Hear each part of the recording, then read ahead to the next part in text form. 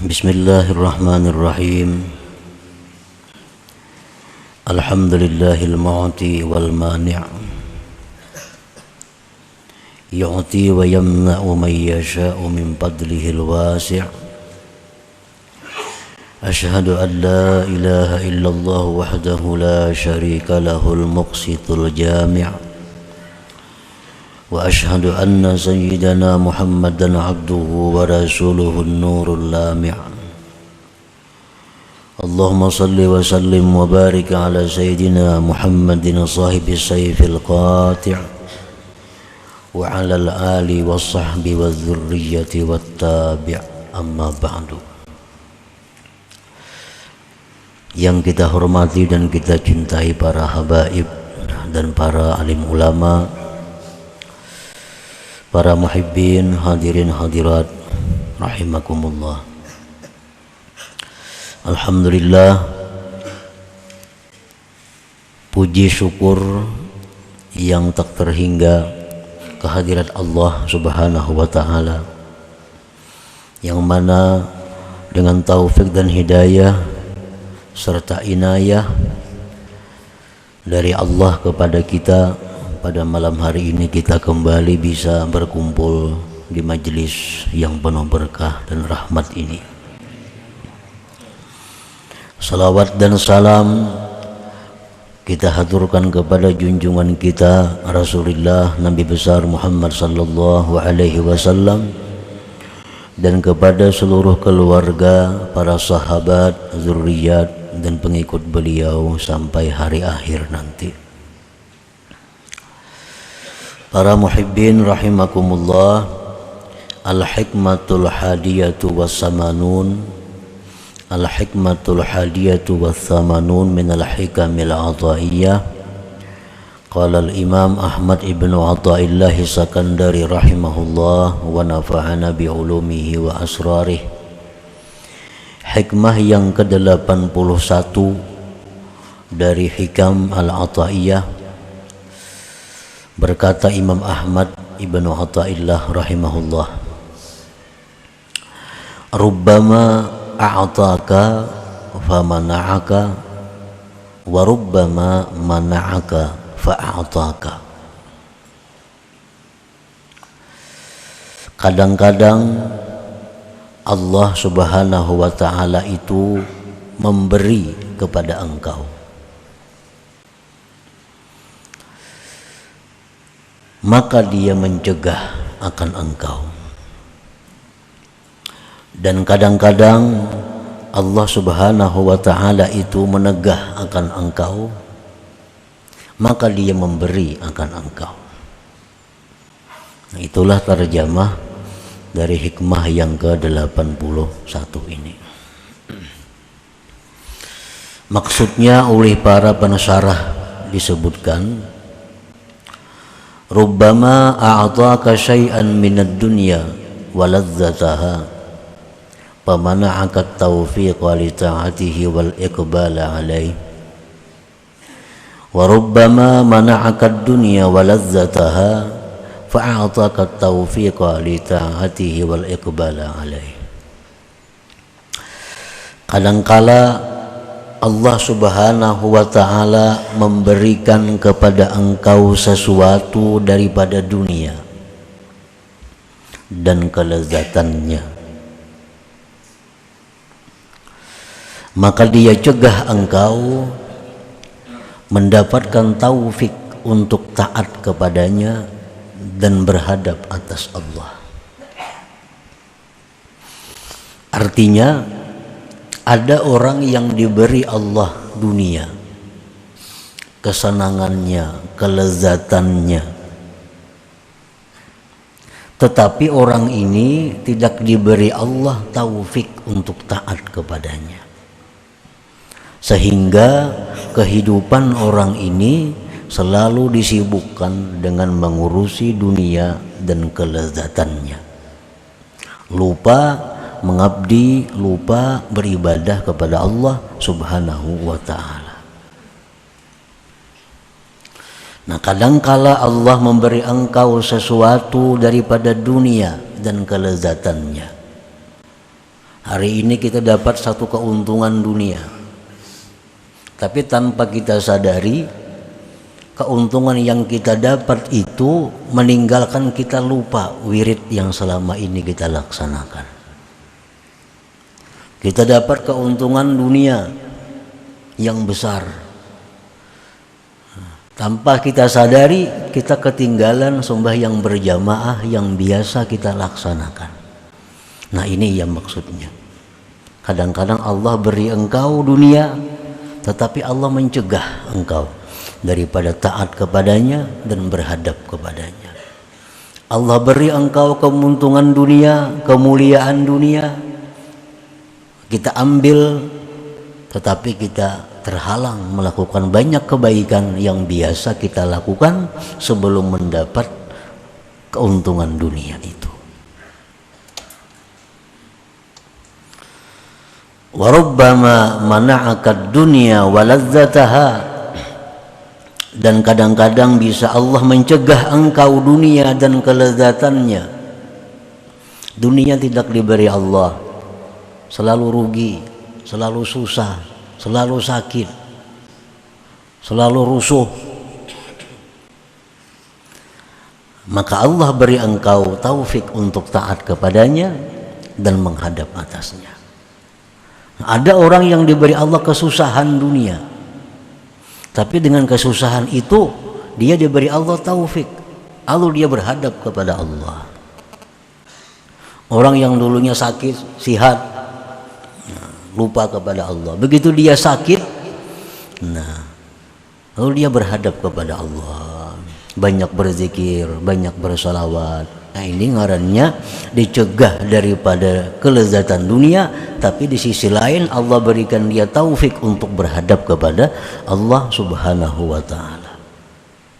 Ada orang yang dulunya disibukkan dengan mengurusi harta bendanya, dimusnahkan oleh Allah harta bendanya. Nah, dengan musnah harta bendanya itu, lalu dia menuntut ilmu, lalu dia mengabdi kepada Allah.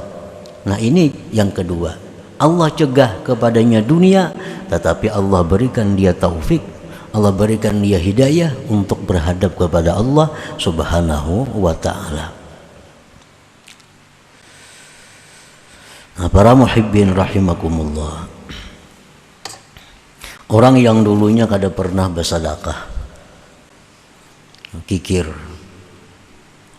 nah kemudian diberi Allah dia kesusahan dunia, kehilangan umpamanya, atau kerampukan,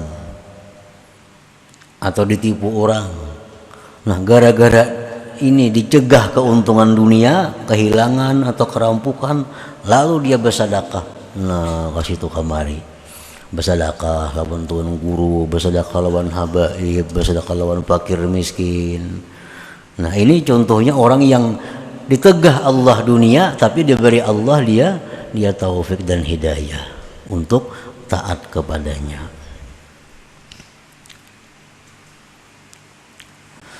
Al-ghalibu 'ala an-nafsi an tambasita bil 'ata wa tanqabida bil mana'.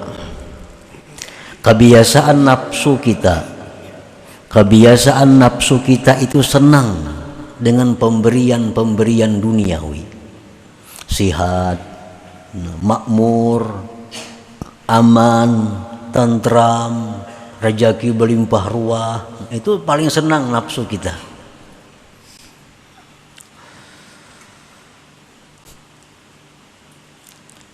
Watang kabida bil mana, dan kebiasaan nafsu kita itu menjadi sempit, menjadi susah dengan ditegah. Nah, begitu kita sakit, begitu kita rugi, begitu kita merasa takut, nah nafsu kita ini merasa sempit, nafsu merasa susah, ingkibat. Nah, itu memang tabiatnya nafsu kita. Kenapa nafsu kita itu gembira? Kenapa nafsu kita itu suka dengan pemberian yang sifatnya duniawi? Dan nafsu kita tadi menjadi sedih, menjadi susah, sempit dengan ditegah yang demikian. Li'anna fil 'ata mut'ataha wa syahwataha, karena pada pemberian duniawi itu kesenangan nafsu dan syahwatnya tasalur. Anak makan nang nyaman-nyaman kan duitnya ada tasalur.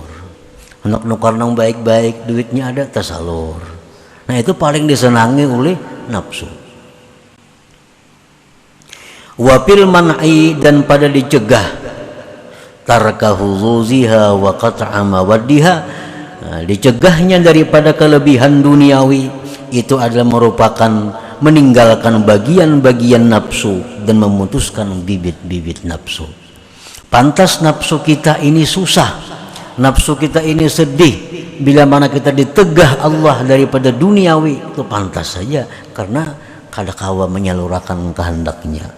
Hendak makan nyaman-nyaman duitnya kadada, hendak pakaian yang baik-baik duitnya kadada, hendak itu pemantang kadakawa memakan. Nah,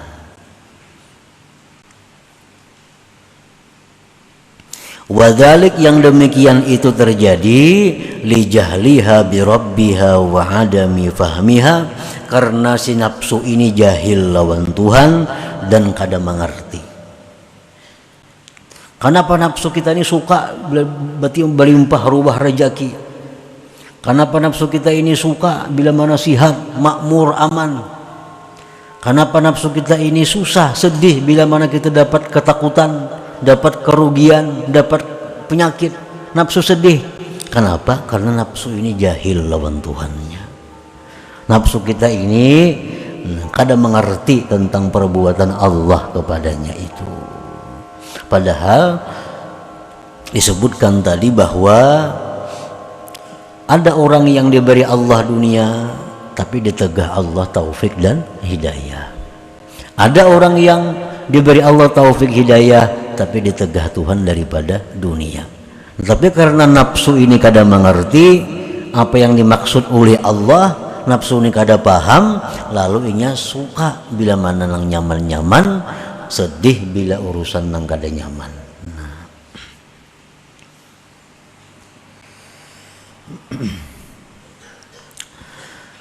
Parubbama ataka ma tashtahihi an-nufus famana'aka bidzalika hadratal quddus. Kadang-kadang Allah berikan engkau sesuatu yang disenangi nafsu, tetapi dengan demikian itu Allah cegah engkau hadratal quddus, hadrat Allah. Wa rubbama mana'aka ma tashtahi nafsuka, dan kadang-kadang Allah cegah kepada engkau sesuatu yang menyenangi akan dia oleh nafsu engkau, fayatimmu bidzalika huduru nafsika huduruka wa unsuk, maka sempurna dengan demikian hadir hati engkau dan jinaknya engkau. Kadang-kadang Allah memberikan kita apa yang dikehendaki nafsu kita. Apa yang kita hendak tampina kabul, apa yang kita hendak ada, tanpa kita sadari bahwa itu melalaikan kita daripada hadrat Allah. Kadang-kadang Allah mencegah sesuatu yang dikehendaki nafsu. Nafsu hendak sihat, kada saling sihatan. Nafsu hendak sugih, kada saling sugihan. Tetapi dengan demikian Allah berikan kepadanya hadir hati lawan Allah dan jinaknya hati dengan Allah. Nah, selama ini banyak zikirnya 10.000 sehari. Orangnya penggeringan sudah. Nah, ditilang, berkursi roda. Nah, zikir 10.000 sehari sudah. Hatinya ingat lawan Tuhan. Berobat kemana aja kada mau lagi ampe. Berdoa kada mau jua kabul. Nah, Tuhan sudah sayang lawan orang ini karena sudah jinak hatinya dengan Allah. Amunnya sihat belum tentu berzikir 10.000 sehari. Nah, hanya gagah nih kayak dahulu, mana ingat di zikir ada, cuma di kursi roda, nah hanya kasih pisahan lagi tasbih.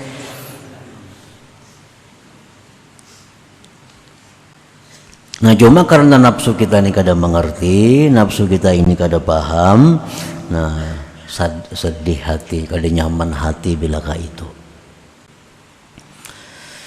Jadi fal wajibu 'alal 'abdi an la yattahima rabbahu fi ma aulahu lah, maka wajib atas seorang hamba bahwa jangan mentuhmah lawan Tuhan, Jangan menyangka kada baik lawan Tuhan daripada apa yang diberikan Allah kepadanya itu.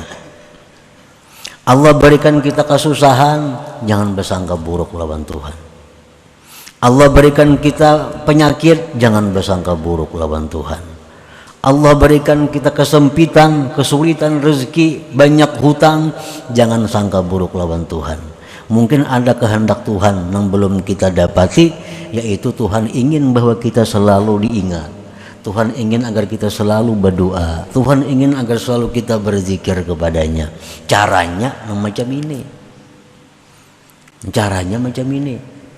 Tuhan sudah tahu lagi sigar kada berzikir.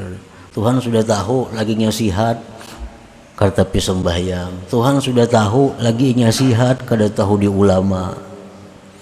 Karena Tuhan sayang lawan orang ini, nah Tuhan lumpuhkan inya, baik badannya atau hartanya lumpuh.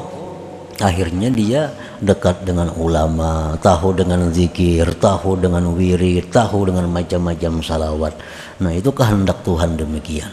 Jadi kesusahan, kesempitan, jangan mentuhmah lawan Tuhan. Nah, kenapa nangka ini aku? Nah jangan kah itu. Itu perbuatan yang sangat tercela. Fakam min unasin atahumullahu malal katsir fanqalabal mal wabalan alaihim. Berapa banyak manusia yang diberikan Allah Ta'ala harta yang banyak, maka berbalik itu harta menjadi bencana atas mereka. Banyak banget itu manusia. Banyak manusia yang kayak itu. Begitu diberi Allah harta yang banyak, harta itulah yang mencelakakannya.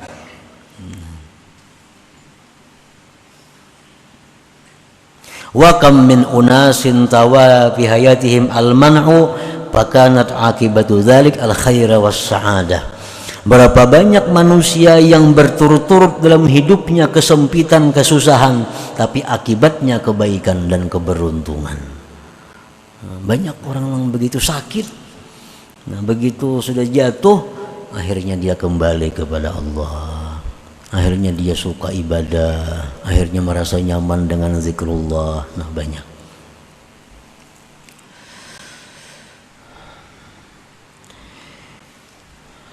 Firman Allah Subhanahu wa taala, asa an takrahu syai'an wa huwa khairun lakum. Itu sudah firman Allah menjelaskan. Barangkali gitu Tuhan ikam tuh kada katuju lawan sesuatu padahal itu nang baik bagi engkau. Kita kada katuju, kada susah, tapi siapa tahu itulah yang membawa kita surga. Kita kada katuju lawan penyakit, tapi kita kada tahu barangkali penyakit itu nang mengantar kita ke surga. Ada tahu. Wa asa an takrahu syai'an wa huwa khairun lakum. Wa alaihi an la yaj'al ad-dunya wa lazzataha wa 'izzataha 'alamatan li hubbillahi lahu wa ikramih. Wa daikal 'aishi 'alamatan li ihanatillahi lah. Dan atas seorang hamba itu pula wajib atas seorang hamba bahwa dia tidak menjadikan dunia, kelezatannya, kemuliaannya sebagai tanda cinta Allah dan kemuliaan Allah, dan menjadikan susahnya hidup sebagai tanda penghinaan dari Allah. Nah jangan sampai itu. Jangan beranggapan bila orang sugih itu orang dimuliakan Allah. Jangan beranggapan bila orang nang kada saling garingan itu nang dimuliakan Allah. Jangan. Itu wajib jangan demikian. Untung bana si anu tuh jadinya kada sing garingan. Kada untung itu. Jangan dianggap untung. Untung bana si anu tuh rezekinya berlimpah ruah siang malam datangan. Jangan dianggap untung. Wajib jangan menjadikan dunia kelezatannya itu sebagai tanda bahwa kecintaan Allah dan kemuliaan dari Allah.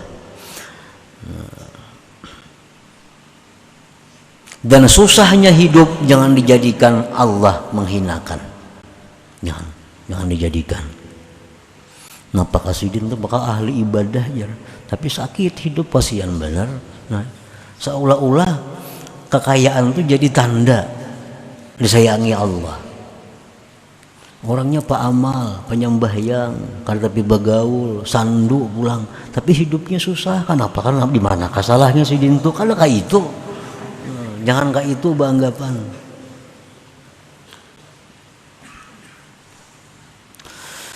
Qala Allah Ta'ala, firman Allah Ta'ala, fa ammal insanu idza mabtalahu rabbuhu fa akramahu wa na'amahu fa yaqulu rabbi akraman.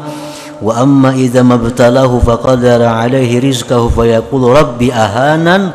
Kalla.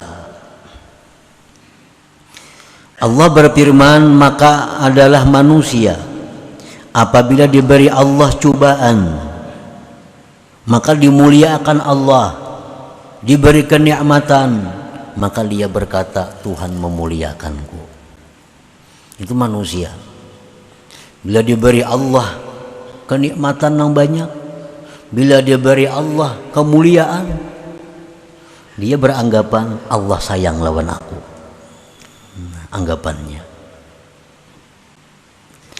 Adapun bila mana dia diberi cobaan, apabila diberi cobaan dengan kesempitan rezeki, maka dia berkata Rabbi ahanan, Tuhan menghinakan aku.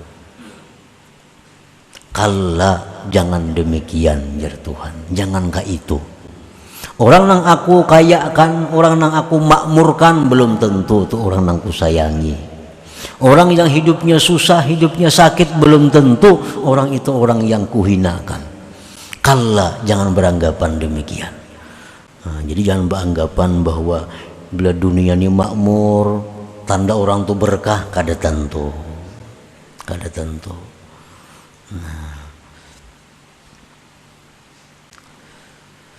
Nah, jadi kesimpulan dalam hikmah yang ke-81 ini ada dua perkara.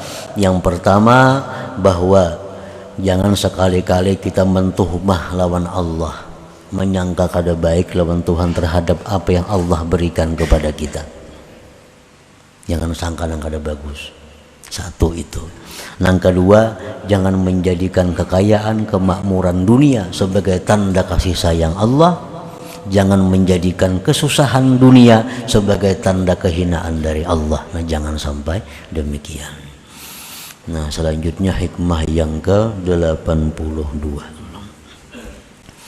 Ila hadratin Nabi sallallahu alaihi wasallam. Al-Fatihah. A'udzubillahi minasyaitonir rajim. Bismillahirrahmanirrahim. Iyyaka na'budu wa iyyaka nasta'in. Ihdinas siratal mustaqim. Siratal ladzina an'amta 'alaihim.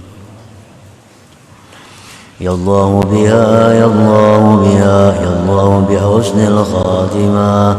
Allah biha, ya Allah biha, ya Allah bi husnil khatimah. Ya Allah biha, Allah biha, ya Allah bi husnil khatimah. Wa ya ayyuhar rajul minhu syafa'atan. Sallallahu Allahumma salli wa sallim